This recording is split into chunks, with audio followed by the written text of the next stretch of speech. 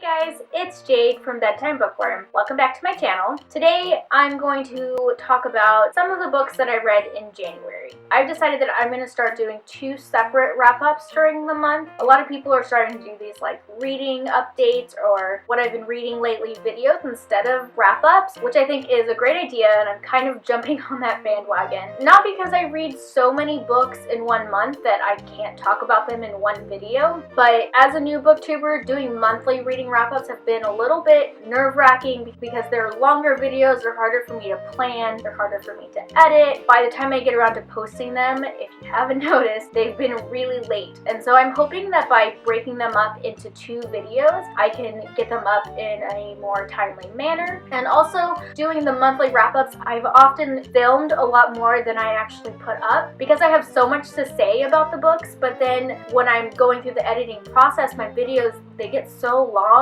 that I end up cutting out a lot of what I have to say. So the other benefit of doing 2 separate videos is hopefully I can say a little bit more about the books that I read that month while still keeping the videos pretty short. Even though January is completely over right now, I am going to do 2 videos. I'm just going to film them both back to back right now. In this video, I'm going to talk about 3 things that I read in the beginning of January. The very first thing that I read in the month of January was The Raven Boys by Maggie Stiefvater. I have been wanting to read this book for a really long time. I know so many people who love this series, and I just kept putting it off and putting it off. I finally picked it up in December because last year I was doing this 365 Days of YA challenge, and this was one of my options of books to read in December, and I thought it was the perfect time to pick it up. I'm so glad that I did because I loved this book. It was so good. This book was actually a buddy read for me. My friend Shoshana and I read this together. We started reading it in December, and it was right around the holidays and things were really crazy, so we kind of just read it at our own pace. The Raven Boys is the first book in the Raven Cycle series by Maggie Stiefvater. This story centers around Blue, who is a girl from a family of psychics, but she's not psychic herself, and 3 boys who are the Raven Boys of the title. These boys are on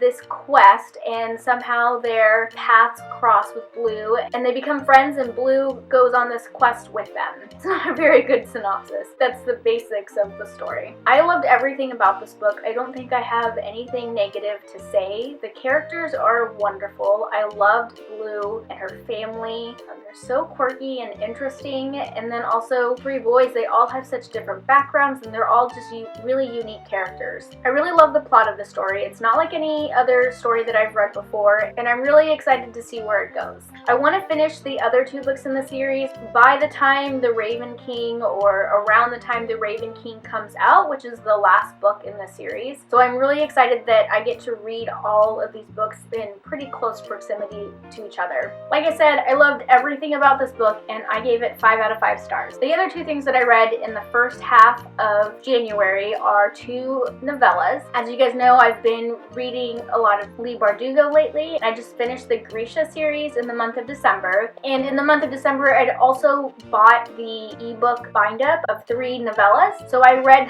the 2 other novellas that are in the Tales of Ravka bind-up. So the middle one is called The Too Clever Fox. I thought this was a really cute story. I love folktales that are like from an animal's perspective.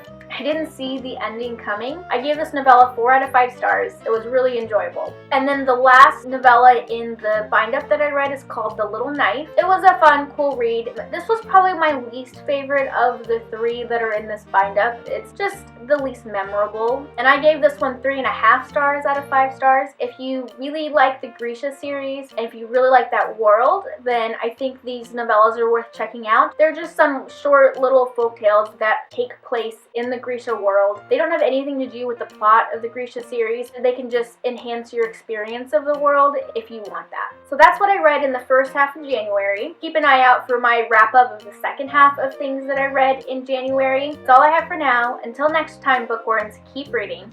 Bye!